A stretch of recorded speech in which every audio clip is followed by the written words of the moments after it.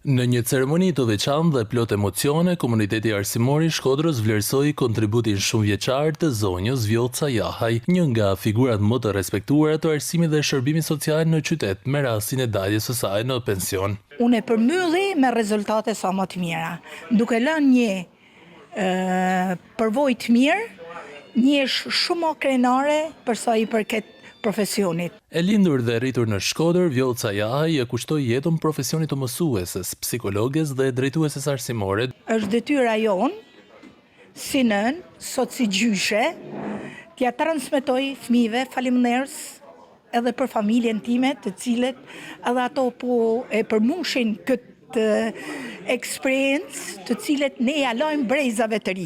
Një nga angazhimet më të rëndësishme të saj ishte drejtimi i shkollës speciale 3 dhjetori. Fal mbështetjes gjithë kolektivit, të gjithë bashkut, i dham një tjetrin këtyne fëmijëve që nesër rezultati më i bukur që del nga këto fëmijë t'i arrim qëllimit. Përtej profesionit, Vjoca Jahaj njihet edhe për angazhimin e saj humanitar. Gjatë përmbytjeve të vitit 2010 në Shkodër, ajo ishte aktive në ndihmë të familjeve të prekura, duke u bërë pjesë e organizimeve humanitare dhe sociale. Gjatë ceremonisë u vlerësua me titullin ambasadore e paqes dhe me certifikat mirënjohje nga zyra arsimore dhe drejtoresha Brisela Kadia.